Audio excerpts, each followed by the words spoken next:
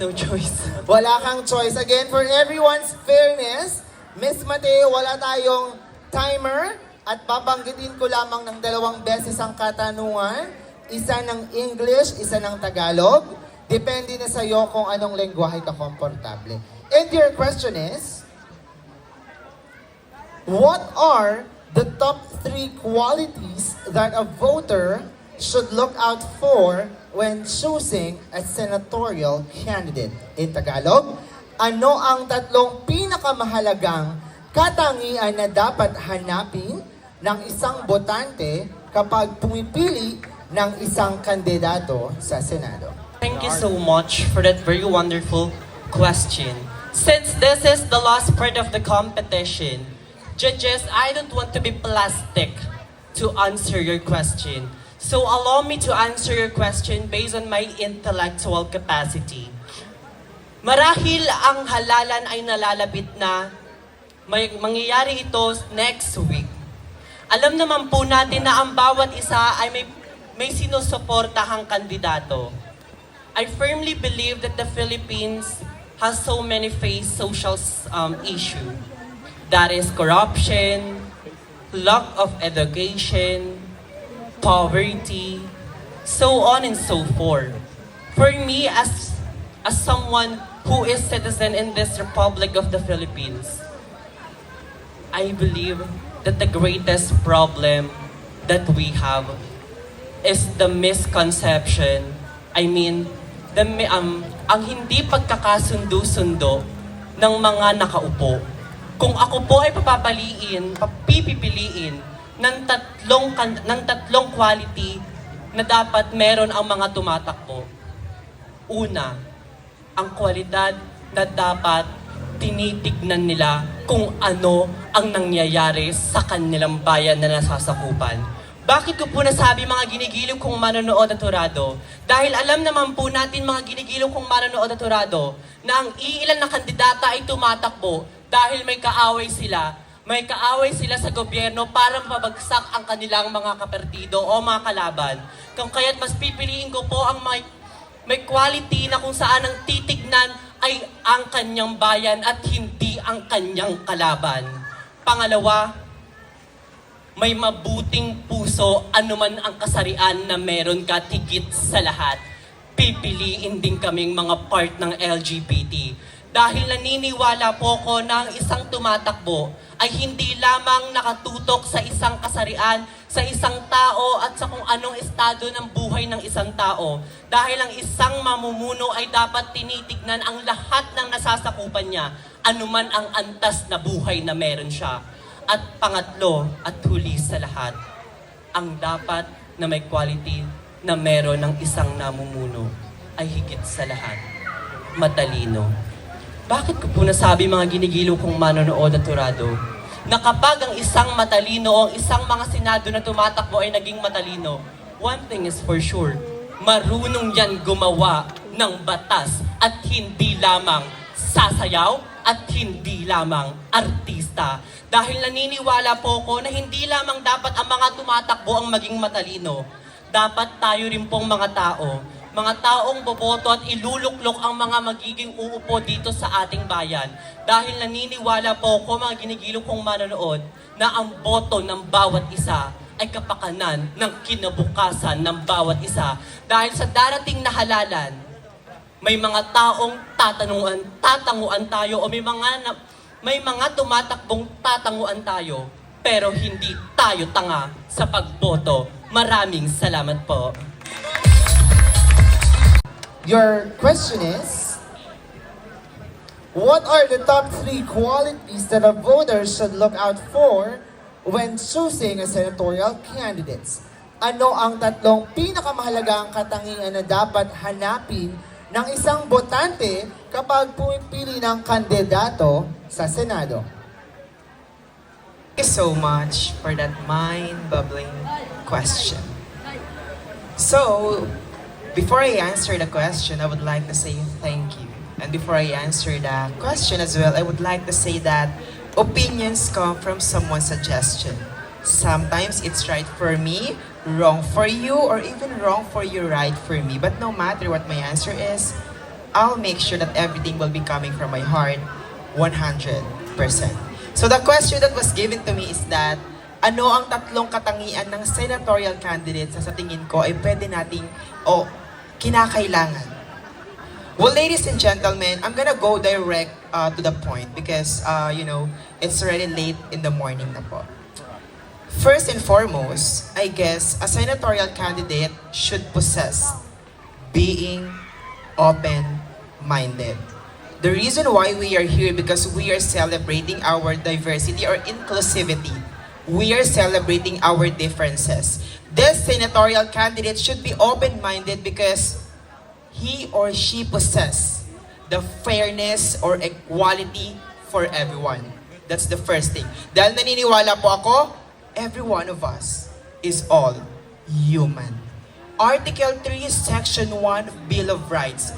No man should be deprived by liberty, property, without due process of law. Lalaki ka, babae ka, parte ka ng LGBT. Deserve mo ng pantay na pagtingin galing sa senatorial candidate. Second thing, this senatorial candidate is always willing to listen sa lahat ng nasasakupan niya. Why should I say so, ladies and gentlemen? Because ang dapat nating iluklok ay ang hindi gagawing business ang gobyerno. Hindi kakailanganin ng pera ng gobyerno, bagkus manggagaling sa kaibuturan ng puso't kalinisan ng konsensya ang pagtulong sa kapwa niya tao. Mahirap ka man o mayaman, ang boses mo ay dapat mapakinggan. Last but not the least, this senatorial candidate should possess openness and willingness to listen for everyone at higit sa lahat, may pananalig sa poong may kapal. This senatorial candidate should offer everything to God because I firmly believe that hindi man natin siya nakikita, hindi man natin siya kapiling. The most important thing, there is always be a guidance from our Almighty God. And yes, right now, maybe He's not here, but I firmly believe He is guiding us. And senatorial candidate is also guiding by our God. And that's the three things that I think senatorial candidates should possess. Because I firmly believe na ang tunay na tatakbong senatorial candidate, mamahalin ang bayan at higit sa lahat, hindi kukurakutin ang kaban ng bayan. Thank you.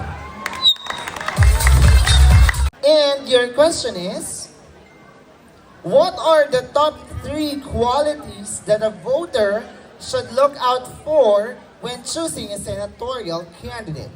Ano ang tatlong pinakamahalagang katangian na dapat hanapin ng isang botante kapag pumipili ng kandidato sa Senado?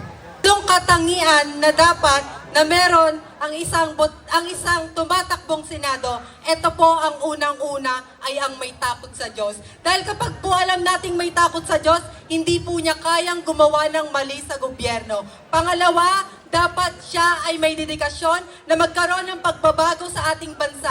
Dahil tayo mga Pilipino, dada tayo ng dadako, dada tayo ng kudap, ngunit pinapaupo natin sa pwesto ang mga taong kurap. Kaya po, piliin natin ang isang kandidato na may dedikasyon upang magkaroon ng pagbabago sa bansang Pilipinas, hindi lamang pagbabago sa kanyang sarili.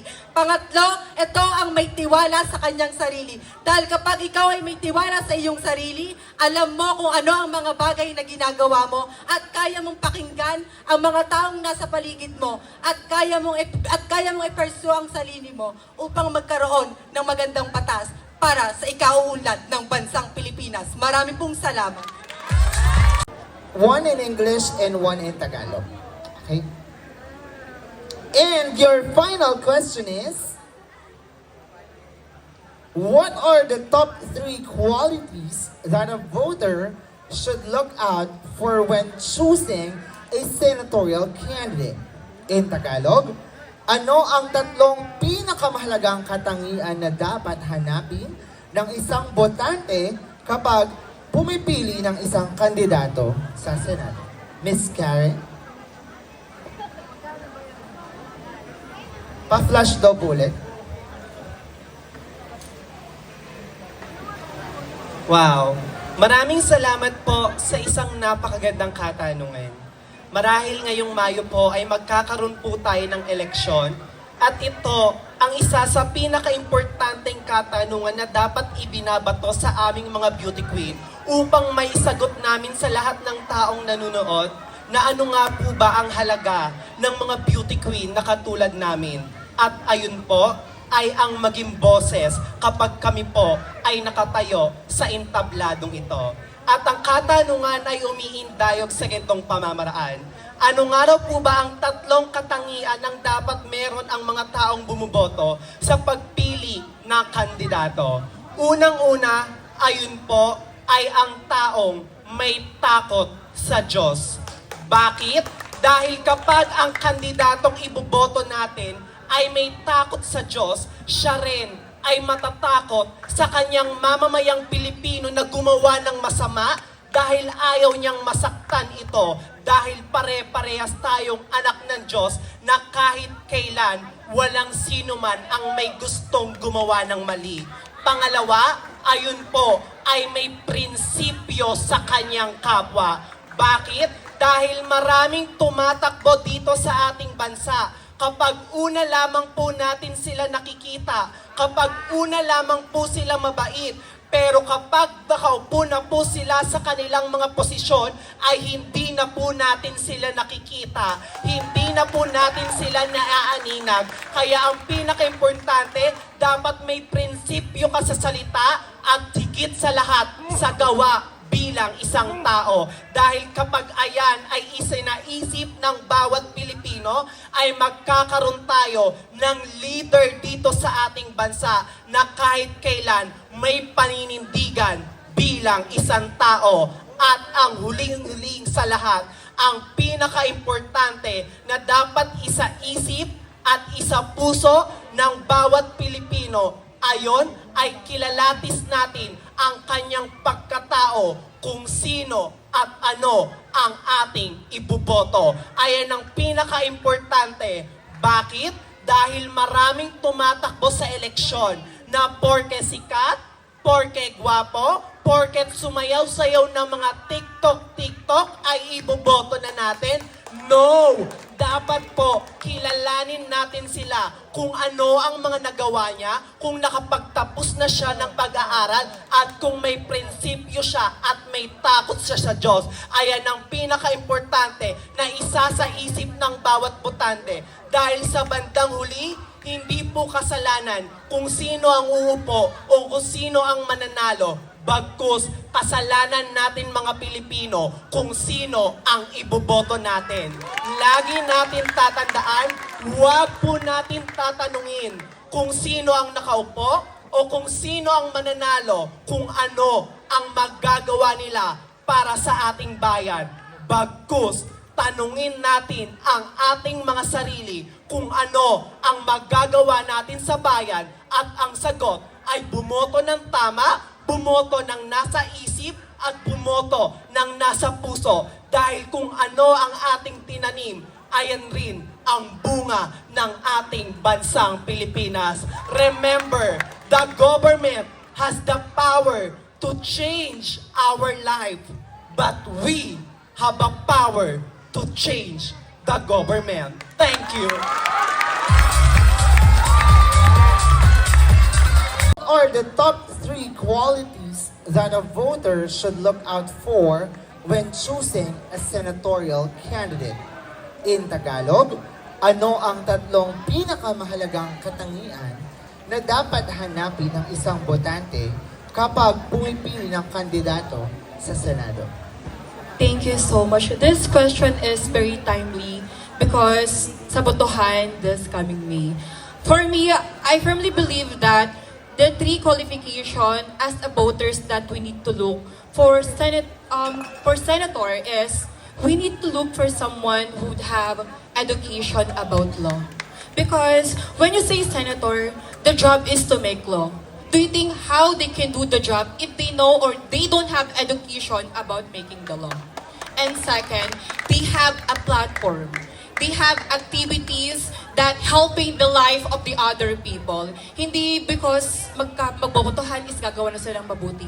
That is wrong. We need to look forward sa mga bagay at mga activity na nagawa nila na nakatulong na umunlad ng ating economy.